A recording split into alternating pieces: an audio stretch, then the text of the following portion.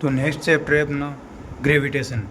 Gravitation का gravitational formula जो होता है वो होता है F is equal to G m1m2 upon are square, जहाँ पे जी की वैल्यू होती है 6.67 इंटू 10⁻11 न्यूटन मीटर स्क्वायर पर किलोग्राम स्क्वायर, या फिर 20/3 into 10⁻11 newton metre square upon kilogram square.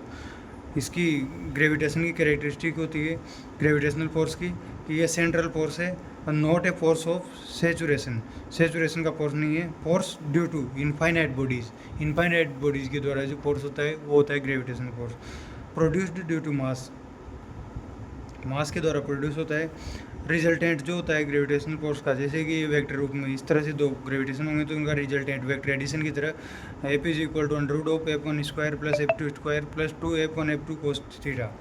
Ten alpha जो होगा ये अल्फा यानी कि रिजल्टेंट और f1 के बीच में जो एंगल होगा वो f2 sine theta upon f1 plus f2 cos theta होगा। अकॉर्डिंग टू ग्रेविटी, ग्रेविटी के अकॉर्डिंग जी जो होता है gravitational acceleration that is equal to G M upon are square. ये एम मास ऑफ अर्थ है and are जो है वो रेडियस ऑफ अर्थ है जो कि 6400 किलोमीटर होती है।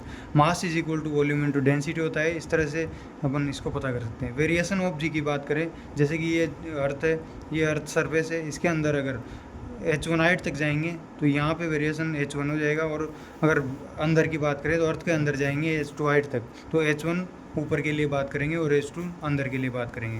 तो अगर विद एल्टीट्यूड यानी कि h1 हाइट तक जाएंगे तो उसमें वेरिएशन कैसे होगा, तो जी डैश जो होगा that is equal to G upon 1 प्लस h1 अपॉन आर का होल स्क्वायर। और अगर h is smaller than R तो लगभग 100 किलोमीटर या उससे कम होगा h, तो g dash is equal to g multiply by 1 minus 2h1 r भी लिख सकते हैं। इस तरह से ये हो जाएगा विद एल्टीट्यूड जी जो चेंज होगा वो ऐसे रिप्रेजेंट करेंगे। इसके बाद ड्यू टू डेप्थ, डेप्थ की वजह से जो चेंज होगा वो देखते हैं h2। जी डैश जो होगा that is equal to G Y, Y जो है यहाँ पे वो होगा ये वाई, ये होगा R minus H two, R minus H two Y के बराबर होगा, यानी कि जी वाई अपॉन आर, यानी कि g into 1 minus H two upon r. इस तरह से भी इसको लिख सकते हैं डेप्थ के लिए।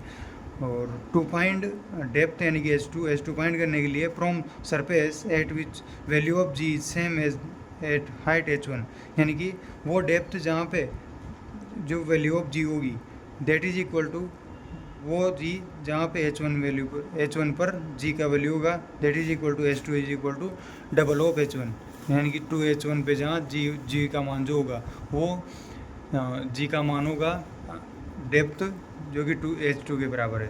इसके बाद देखते हैं एट सेंटर ऑफ अर्थ, अर्थ के सेंटर पर y इज इक्वल टू 0 हो जाएगा तो g is equal to 0, g भी 0 हो जाएगा।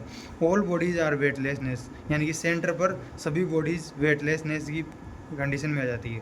Variation due to rotation, rotation के द्वारा जो वेरिएशन होता है उसको देखें तो g dash is equal to g minus omega square r cos square theta होता है। इसके बाद देखें एट इक्वेटर, इक्वेटर पे क्या होता है theta is equal to 0 degree and G is minimum, G minus omega square R के बराबर होगा, क्योंकि थीटा 0 डिग्री होगा तो कोस स्क्वायर थीटा की वैल्यू 1 हो जाएगी जो कि इसकी मैक्सिमम वैल्यू होगी जो इसमें सब्ट्रैक्ट होगी। और एट पोल, पोल की बात करें तो theta is equal to 90 degree जो कि यहाँ पे रखने पर 0 हो जाएगा, यानी कि जी की वैल्यू मैक्सिमम होगी दैट इज इक्वल टू जी।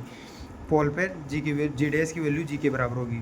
इसके बाद ये bodies become weightlessness at equator, equator पर अगर बॉडीज़ वेटलेसनेस हो जाए तो उसकी क्या कंडीशन होगी, तो उसके लिए जैसे अपन जानते हैं ओमेगा जो होता है वो is equal to under root of G upon R होता है। तो टाइम पीरियड ऑफ रोटेशन जो होता है उसको t is equal to 2 under root of r upon g लिख सकते हैं, जो कि होता है 1.4 आवर या फिर 84.6 मिनट। तो इसको टाइम पीरियड 2 ओमेगा होता है, और इसके द्वारा अपन अगर कोई न्यूमेरिकल हो तो उसको I1 omega 1 is equal to I2 omega 2 के द्वारा सोल्व कर सकते हैं, और omega is equal to 2π/t होता है। 424 आवर 24 घंटे के लिए omega is equal to pi upon 43200 होता है। If angular speed of earth become 17 time, यानी कि अगर angular speed of earth 17 time ज़्यादा हो जाए अभी से, therefore the time period becomes 1/17 times, यानी कि अगर वेटलेसनेस की स्थिति हो तो टाइम पीरियड 1/17 टाइम हो जाएगा, ये इसका कहने का मतलब है। इसके बाद बात करें variation due to shape of earth, earth की जो शेप है उसके कारण भी जी में वेरिएशन होता है, तो दैट इज आर ई जो इक्वेटर पे जो रेडियस होती है that is equal to radius at pole, लगभग 20 किलोमीटर का इसमें डिफरेंस होता है। तो यहाँ पे G is equal to G M upon are square होता है, चूँकि आर ई ज़्यादा है इसलिए G8 equator will be smaller than G8 poles. Earth जो शेप होती है वो ओब्लिक स्फेरॉइड होती है, इसके कारण इसमें G में वेरिएशन आता है। ग्रेविटेशनल फील्ड इंटेंसिटी की बात करें या फिर ग्रेविटेशनल फील्ड भी बोलते हैं इसको, Eg के द्वारा रिप्रेजेंट करते हैं। तो उसकी बात करें तो force experience by unit mass जो होता है उसको Eg बोलते हैं। Eg is equal to G M upon are square होता है। फोर्स ऑन एम पे जो फोर्स होता है उसकी बात करें तो that is equal to M को इससे मल्टीप्लाई कर देंगे Eg से, तो एफ में आ जाएगा। इसके बाद ग्रेविटेशनल पोटेंशियल की बात करें जो कि Vg होता है, ये स्केलर क्वांटिटी है। Work done infinite two point mass against gravitation, यानी कि इनफाइनाइट से पॉइंट मास तक जो वर्क डन होगा उसको ग्रेविटेशनल पोटेंशियल बोलते हैं। वर्क डन इसको दिया जाता है, work done is equal to potential energy is equal to minus of G M upon R, ये होता है ग्रेविटेशनल पोटेंशियल एनर्जी। और 1 kilogram W is equal to Vg हो जाएगा। Work store as a potential energy, ये जो work है वो पोटेंशियल एनर्जी के रूप में स्टोर होगा। इसके बाद इसकी जो यूनिट है ग्रेविटेशनल इसकी पोटेंशियल एनर्जी की वो होती है जूल पर किलोग्राम, लेकिन जूल पर किलोग्राम जो यूनिट होती है वो होती है ग्रेविटेशनल पोटेंशियल की। और इसका जो फॉर्मूला होता है वो ग्रेविटेशनल पोटेंशियल 1 किलोग्राम के लिए होता है, यानी कि यू में अगर इस फॉर्मूले में 1 किलोग्राम रख देंगे एम की वैल्यू, तो जो ग्रेविटेशनल पोटेंशियल आएगा that is equal to minus of G M upon R, जो कि ग्रेविटेशनल पोटेंशियल होता है at infinite Vg is equal to 0 होगा if M is equal to 1 kilogram. इस तरह से ये Vg हो जाएगा ग्रेविटेशनल पोटेंशियल। नेक्स्ट बात करते हैं सैटेलाइट के बारे में। सैटेलाइट जो होता है उसकी वेलोसिटी अगर पता करें तो that is equal to under root of G M upon are plus H, यानी कि कितनी हाइट पर सैटेलाइट है उसके अकॉर्डिंग इसकी वेलोसिटी होगी। दैट इज, इसको ऐसे भी लिख सकते हैं कि is equal to under root of ji are square upon are plus H, इस तरह से भी लिख सकते हैं। If it revolves very close to earth, अगर अर्थ के वेरी क्लोज रिवॉल्व करेगा तो that is equal to T is equal to 2 pi under root of R G भी लिख सकते हैं। That is equal to 84.6 minute या फिर 1.4 आवर इसको बोल सकते हैं। वी नोट, यानी कि वो उस पर वी नोट जो होती है that is equal to under root of ji r, that is equal to 7.92 kilometre per hour. और टाइम पीरियड ऑफ सैटेलाइट की बात करें तो that is equal to T is equal to 2 pi under root of r cube upon g m, या फिर 2 pi under root of r plus h का whole cube upon g are square. इस तरह से ये टाइम पीरियड ऑफ सैटेलाइट हो गया, ये वेलोसिटी ऑफ सैटेलाइट हो गया। और अगर ये very close to earth revolve करेगा तो that is equal to V naught is equal to 7.9892। इस तरह से इसको पता कर सकते हैं। जियो स्टेशनरी सैटेलाइट की बात करें तो उसका जो हाइट होती है दैट इज इक्वल टू 35,930 या फिर 36,000 किलोमीटर के लगभग जियो स्टेशनरी सैटेलाइट की हाइट होती है। और उसका टाइम पीरियड 24 आवर्स या फिर 86,400 सेकंड होता है। यूज्ड फॉर कम्युनिकेशन के लिए इसको यूज़ किया जाता है। इसके बाद बात करें एनर्जी ऑफ सैटेलाइट की एनर्जी की बात करें तो दैट इज काइनेटिक एनर्जी होती है G M M upon R two R. Potential energy होती है वो होती है minus G M M upon R, और ई टोटल एनर्जी जो होती है that is equal to minus G M M upon two R, यानी कि काइनेटिक एनर्जी ये total energy minus of kinetic energy के बराबर होती है। और टोटल एनर्जी पोटेंशियल एनर्जी का हाफ होती है, और काइनेटिक एनर्जी पोटेंशियल एनर्जी के हाफ का नेगेटिव होती है। इस तरह से ये रिलेशन होता है इनके बीच। इसकी बाद बात करें work required to establish a satellite from R1 to R2, यानी कि अगर R2 ज़्यादा हो R1 से, यानी कि एक सैटेलाइट R1 डिस्टेंस पे है और उसको R2 डिस्टेंस पे जैसे स्थापित करना है तो उसके लिए जो वर्क रिक्वायर होगा that is equal to G M M upon 2 1 upon R1 minus 1 upon R2, यानी कि G M R E square upon 2 1 minus R minus 1 upon R1 minus 1 upon R2। इस तरह से पता कर सकते हैं। कोई क्वेश्चन इससे रिलेटेड, जैसे कि कोई satellite at height H stop, कोई एच हाइट पे सैटेलाइट स्टॉप हो जाता है तो find the velocity with which it hits the ground, जो जहाँ पे ग्राउंड को आगे हिट करेगा वो वेलोसिटी क्या होगी। तो उसको अपन पता करने के लिए पता करेंगे कि उसकी जो डेल्यू, यानी कि उसकी पोटेंशियल जो एनर्जी है उसमें जो चेंज होगा that is equal to kinetic energy. तो डेल्यू is equal to G M m h upon are plus h होगा। और अगर एच स्मॉलर देन आर है तो डेल्यू जो होगा पोटेंशियल एनर्जी में चेंज वो एम जी एच के बराबर होगा। तो यहाँ से इसको आगे बढ़ाएं तो v इज इक्वल टू, यहाँ से काइनेटिक एनर्जी से v पता कर सकते हैं तो v is equal to under root of G M upon R लिख सकते हैं। और जो जी एम अपॉन आर जो होता है वो वी नॉट के बराबर होता है, यहाँ पे अपन देखा था वी नॉट के बराबर होता है। और इसको ये तो वी नॉट हो गया, और ये वी ये तो एक एक्सप्रेशन, इसके साथ ही इसको मल्टीप्लाई करेंगे under root of 2h upon are plus H से, तो ये वी आ जाएगा।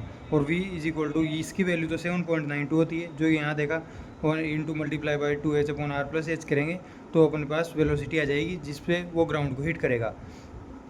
या फिर इसको v is equal to V, यानी कि एस्केप वेलोसिटी से भी इसको मल्टीप्लाई करके under root of H upon are plus H करेंगे तो भी v अपन पता कर सकते हैं, जो कि 11.2 किलोमीटर पर सेकंड होती है एस्केप वेलोसिटी, जिसकी अभी बात करने वाले नीचे अपन।